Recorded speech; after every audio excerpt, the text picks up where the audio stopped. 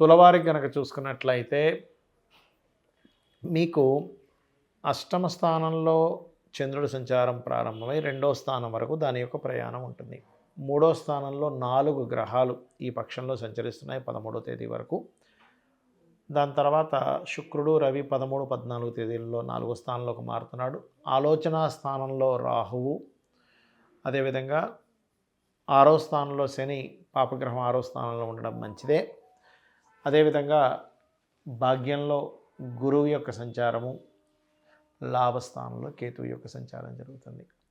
ఈ గ్రహస్థితిని అనుసరించి ఈ పక్షఫలంలో మీకు ఎటువంటి ఫలితాలు, ఎటువంటి జాగ్రత్తలు, ఏ దేవతారాధన చేయాలనేటువంటి విషయాలు చెప్తుంది నేనైనప్పటికీ కూడా చెప్పిస్తుంది సాక్షాత్ లలిత అమ్మవారిగా భావిస్తూ, ప్రధానంగా ఇక్కడ చూసుకున్నట్లయితే మీకు 1వ తేదీ ఆల్ ఆఫ్ సడన్గా కొన్ని మంచి విషయాలు కూడా జరగనున్నాయి. 1వ తేదీ గుర్తుపెట్టుకోండి. అదేవిధంగా 2, 3, 4 తేదీలు బ్యాంక్ ట్రాన్సాక్షన్స్ చేసే విషయంలో, లాంగ్ జర్నీస్ వెళ్ళేటువంటి విషయాల పట్ల కొంత జాగ్రత్తగా ఉండండి. కాకపోతే అక్కడ కొంచెం ఉద్యోగ అవకాశాలు కూడా వస్తాయి, దశమాధిపతి వెళ్ళి 6వ అధిపతితో కలుస్తున్నందుకు. ఇక అధిక లాభాలు వస్తాయి, ఉద్యోగం వదిలేసి వ్యాపారంలోకి వెళ్ళిపోవాలనే ఆలోచనలు మీ 7, 8 తేదీలు మీకు కాస్త ఎక్కువగా ఉంటాయి తులవారికి. మీరు ఎట్టి పరిస్థితుల్లో 14, 15 తేదీలు మీరు ఎక్కడైతే జాబ్ చేస్తుంటారో, మీరు ఎక్కడైతే బిజినెస్ రిలేటెడ్ ప్లేసెస్ ఉంటాయో అక్కడ మీరు ఎవరికైనా ధనం ఇచ్చేటువంటి విషయంలో అప్పుగా అందులో పర్టికులర్గా చాలా జాగ్రత్తగా ఉండండి. ఎందుకంటే ఈ 14th and 15th డేట్స్ ఏవైతే ఉన్నాయో చంద్రుడు ధనస్థానంలో నీచపడుతున్నటువంటి సమయం. ఇక మిగతా విషయాలు కనుక చూసుకున్నట్లయితే 3వ స్థానంలో 4 గ్రహాలు 13వ తేదీ వరకు ఉంటున్నాయి కాబట్టి పరాక్రమ యోగాన్ని యాక్టివ్ చేస్తున్నాయి. అంటే ధైర్యంగా, సాహసంగా ఏదైనా పని చేయడము, కొంచెం కొన్ని కమ్యూనికేషన్స్ విషయంలో కొంచెం హ్యార్ష్గా మాట్లాడడం వల్ల కొంతవరకు అవతల వాళ్ళకి అది నచ్చకపోవడం, దానివల్ల కొంత గొడవలు రావడం అనేది చూపిస్తుంది. అయితే ఈ 3లో ఎప్పుడైతే 4 గ్రహాలు ఉన్నాయో 13వ తేదీ లోపల ప్లేస్ మారడము, కాస్త ఎక్కువ తిరగడం, ఇంట్లో తక్కువగా ఉండడం, బయట ఎక్కువ తిరగడం అనేది జరుగుతూ ఉంటుంది. మీరు ఏదైనా ప్రాపర్టీ ఇలాంటివి తీసుకోవాలనుకుంటే మీకు 13 జనవరి నుంచి చాలా బాగుంది. ఎందుకంటే శుక్రుడు 4వ స్థానానికి లగ్నాధిపతి వెళ్తున్నాడు కాబట్టి. అదేవిధంగా 5వ స్థానంలో ఉండేటువంటి రాహు రాజకీయ నాయకులకి చాలా మంచివాడు. సినిమా ఫీల్డు, లేకపోతే క్రియేటివ్ రిలేటెడ్, ఫార్మా రిలేటెడ్ ఇట్లాంటి వాటికి చాలా బాగుంది. 6లో ఉండేటువంటి శని ఉద్యోగ అవకాశాలను ఇస్తున్నాడు. అయితే మీరు నిత్యము చేయవలసిన దేవతారాధన దుర్గాదేవి యొక్క ఆరాధన చేయండి. నవగ్రహాల్లో రాహు, శని, కుజ, కేతు గ్రహాల దగ్గర దీపారాధన చేయండి. గోవులకి బెల్లము, క్యారెట్స్ తినిపించండి. అన్ని విధాలు బాగుంటుంది. గోచార ఫలితాలతో పాటు మనం ప్రధానంగా చూసుకోవాల్సింది మన జన్మజాతక ఫలితాలు. ఎందుకంటే ఎవరి కర్మ వారిది. ఎందుకంటే ఇక్కడ దేశకాల పరిస్థితులు ఎలాగున్నా కూడా మీ జన్మజాతకంలో కనుక మీకు నడుస్తున్నటువంటి మహాదశలు, అంతర్దశలు, యోగాలు బాగుంటే కాలంతో సంబంధం లేకుండా మీ రూట్ మీకు చక్కగా వెళ్ళిపోతూ ఉంటుంది. అయితే పర్సనల్ చార్ట్ చూపించుకునేటప్పుడు అసలు ఎటువంటి విషయాలు టచ్ చేయడం జరుగుతుంది, ఎటువంటి విషయాలు తెలుసుకోవడం జరుగుతుంది అనేటువంటి చాలామంది అడుగుతున్నారు. ముందుగా మనకి లగ్నం నుంచి 12 భావాలు ఉంటాయి, గుర్తుపెట్టుకోండి. లగ్నము అంటే జీవుడు, అతని యొక్క తత్వం ఏమిటి అనేది మనిషిని చూడకుండా జస్ట్ జన్మజాతకం చూసి ఈయన ఇలాంటి వ్యక్తి, కోపంగా ఉండే వ్యక్తా, కూల్గా ఉండే వ్యక్తా, లేకపోతే కొంచెం జాగ్రత్త ఎక్కువగా ఉంటాడా, ఆధ్యాత్మికంగా ఉంటాడా, సీక్రెసీగా ఉంటారా, బాగా తెలివిగా ఉంటారా, లేనట్లయితే ఎక్కువ గొడవలు పెట్టుకుంటాడా, వర్కాలిక, బిజినెస్ మైండెడా, సేవాతత్వం అన్నీ తెలుస్తాయి, గుర్తుపెట్టుకోండి. ఇది ఇలా ఉంటే అతి ముఖ్యమైనటువంటిది ఏంటంటే మనిషికి ధనం మూలం ఇదం జగత్ అంటూ ఉంటారు. అంటే ఏమిటి, మనకు కావాల్సిన ధనం కాబట్టి దానివల్ల ఫ్యామిలీ రన్ అవుతూ ఉంటుంది. అయితే మీకు ఇక్కడ రూట్ ఏంటంటే ఆస్ట్రాలజీలో చెప్పే గొప్ప విషయం ఏంటంటే మీకు అసలు డబ్బులు వచ్చేటువంటి బిజినెస్లో వెళ్తున్నారు, లేకపోతే ఒక లైఫ్లో ఒక ఆశ ఉంటుంది, నేను ఫలానా సమయానికైనా నేను సంపాదిస్తానా లేదా, ఆ పర్టికులర్ పాయింట్ అనేటువంటి చెప్తుంది, గుర్తుపెట్టుకోండి.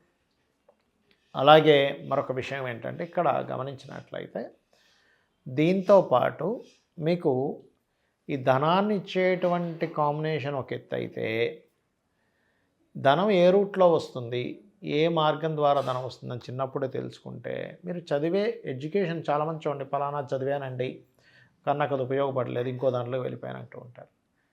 అలా మీకేంటంటే ఈ సెకండ్ హౌస్ ఏదైతే ఉందో, ఈ ఈ సెకండ్ హౌస్ లార్డ్ ఎవరో, సెకండ్ హౌస్ ఎప్పుడు యాక్టివ్గా ఉంది, ఎప్పుడు డియాక్టివ్గా ఉంది, ఇన్వెస్ట్మెంట్ స్థానం పాడైన సమయంలో చాలామంది తెలియక ఇన్వెస్ట్మెంట్స్ చేస్తూ ఉంటారు. అటువంటిది పర్టికులర్గా ఏ ప్లానెట్ మీకు ఇన్వెస్ట్మెంట్ని ఆపుతుంది, దానికి ఎటువంటి పరిహారం చేసుకుంటూ ముందుకు వెళ్తే మీరు చేసే ఇన్వెస్ట్మెంట్స్ బాగుంటాయి. అది గృహం కొనుక్కునేది ఏ సమయము, అదేవిధంగా ఏ డైరెక్షన్లో కొనుక్కుంటే బాగుంటుంది, ఆల్ డైరెక్షన్స్ ఈజ్ గుడ్.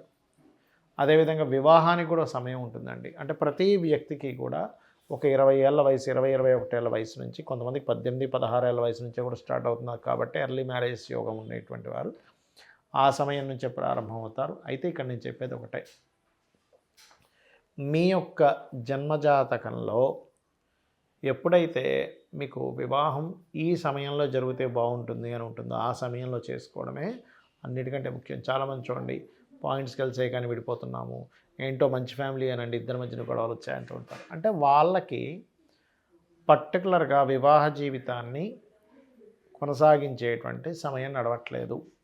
ఏదో తంతు కొద్దీ ఏదో వివాహం జరిగింది కానీ దూరంగా ఉండేటువంటి యోగం నడుస్తుంది. అందుకే కొంతమంది చూడండి, నేను కొన్ని జాతకాలు చూసి 20 ఏళ్ళు 30 ఏళ్ళ తర్వాత కూడా విడిపోయిన వాళ్ళని చూసాను. ఎందుకు అంటే ఆ పర్టికులర్ టైం వాళ్ళకి ట్రిగర్ అవుతూ ఉంటుంది. ఇక్కడ 3 విషయాలు ముఖ్యంగా, అసలు ఎప్పుడు వివాహం చేసుకుంటే కరెక్ట్ అనేది తెలుస్తుంది మనకి జ్యోతిషాస్త్రంలో. రెండవది, మన జన్మజాతకంలో ఒకవేళ సింగిల్ మ్యారేజ్, డబుల్ మ్యారేజెస్ ఏమైనా ఉన్నాయా, 2-3 వివాహాలు జరుగుతాయి కొంతమందికి వాళ్ళ జాతక చక్రంలో ఉండేటువంటి కాంబినేషన్స్ వల్ల. అలా జరిగేటప్పుడు మీరు ఎటువంటి జాగ్రత్తలు తీసుకుంటే మంచిది అనేటువంటి విషయం ఒకటి తెలుస్తుంది. అదేవిధంగా అలా ఉన్నప్పుడు ముందుగా అర్క వివాహం లేదా కుంభ వివాహం చేసుకోవడం మంచిదనే విషయం కూడా చెప్పొచ్చు. అదేవిధంగా వివాహం అయిపోయిందంటే కానీ ఒక 20 సంవత్సరాలతో గొడవ వస్తున్నాయి, ఆ పర్టికులర్ పీరియడ్ ఏమిటి, ఎందుకు ఆ పీరియడ్ ఇస్తుంది, ఆ సమయంలో కొంతమందికి దూరంగా ఉన్నప్పుడు తగ్గిపోతుంది దాని ప్రభావం. అంటే ఆ అబ్బాయి ఏదో విదేశాలకు వెళ్తాడు ఉద్యోగం కోసమని, ఆ రకంగా. ఇదే సేమ్ ప్యాటర్న్ మీరు ఇన్వెస్ట్మెంట్స్ విషయంలో చూసుకోవచ్చు. అంటే ఎప్పుడు ఇన్వెస్ట్మెంట్ చేస్తే మంచిది, ఎప్పుడు ఏది కొంటే మంచిది, ఏది కొనకూడదు, అసలు మీ పేరు మీద కొనొచ్చా కొనకూడదా, మీ జీవిత భాగస్వామి పేరు మీద కొంటే మంచిదా, లేదా మీ పిల్లల పేర్ల మీద కొంటే మంచిదా. కొన్నిసార్లు ఏమవుతుందంటే వాళ్ళ పేరు మీద కొంటేనే దానికి లోన్ వస్తుందని ఉంటుంది.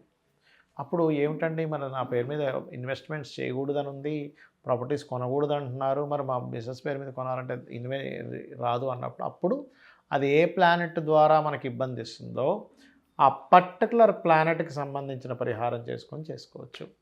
అదేవిధంగా విదేశాలకు వెళ్తే బాగుంటుందా, ఇక్కడ ఉంటే ఇతనికి గ్రోత్ ఉంటుందా, అదేవిధంగా రిలేషన్స్ ఎలా ఉంటాయి, సంతానం ఎందుకు అభివృద్ధి అవ్వట్లేదు, సంతానం ఎందుకు కలగట్లేదు, అసలు ఏ ప్లానెట్ని మనం దాని యొక్క ప్రభావాన్ని తగ్గించుకుంటే, ఇక్కడ ఏమీ లేదు, సింపుల్, ఇది మెడికల్ లాగేనండి ఆస్ట్రాలజీ. మన బాడీలో పలానా ప్లేట్లెట్స్ తగ్గాయి అన్నప్పుడు వీక్ అయిపోతాడు, లేదా పలానా వైటమిన్స్ తగ్గాయి అన్నప్పుడు డౌన్ అవుతుంటాడు, ఫలానా ఫుడ్ తీసుకోవడం ద్వారా ఫలానా వైటమిన్స్ వస్తాయి, లేకపోతే ఫలానా కొన్ని వదలడం ద్వారా, కూర్చోండి కొన్ని ఏమో తీసుకోవాలి, కొన్నిటేమో వదిలేసేయాలి, షుగర్ బాగా ఉంది షుగర్ని వదిలేయాలి కదా. అదేవిధంగా ఒక వ్యక్తికి ఫలానా ఇవి తగ్గాయి, ఫ్రూట్స్ తీసుకొని వాటిని పెంచుకుంటాడు. అంటే మనలోకి మనం ఏం తీసుకోవాలి, మన బాడీలోకి దేన్ని విడిచిపెట్టాలనేటువంటిది బాడీని ఎలా అయితే జాగ్రత్తగా ఉంచుతుందో, మన జన్మజాతకంలో కూడా ఎప్పుడు దేన్ని మనం తీసుకోవాలి, అంటే దేన్ని కొనాలి దేన్ని కొనకూడదు, ఎప్పుడు దేనికి దూరంగా ఉండాలని చెప్పేదే జ్యోతిషశాస్త్రం. ఈ రకంగా మీరు చాలామంది రత్నాల ఎంపిక కూడా జస్ట్ నక్షత్రం బట్టి పెట్టుకుంటారు. అలా కాకుండా మీకు ఏమిటి కావాలి అనే దాని మీద కూడా ఉంటుంది, గుర్తుపెట్టుకోండి. కాబట్టి ఈ రకంగా చేసుకొని మీ యొక్క జీవితాన్ని ఆనందదాయకంగా మార్చుకుంటారని కోరుకుంటూ, సరే నాకు జాతకం తెలియదండి ఏం చేయాలి, ఏమి టెన్షన్ పడకండి, చక్కగా రోజు లలితా సహస్రనామాలు చేసుకోండి. ఉద్యోగం రావట్లేదు, ఓం మాణిక్య మకుటాకార జానుద్వై విరాజితాయ నమః. అలా కాదు, నాకు ఫైనాన్షియల్గా బాగాలేదు, ఓం సంపత్కరీ సమారూఢ సింధుర వ్రజ సేవితాయ నమః. లేదు, ఓం ధర్మాధ్యక్ష ధనాధ్యక్ష ధనధాన్య వివర్ధినే నమః. లేదు, ఓం ఇంద్రగోప పరిక్షిప్త స్మరతోనా భజంగికాయ నమః. ఈ రకంగా చేసుకోవచ్చు. శ్రీమాత్రే నమః.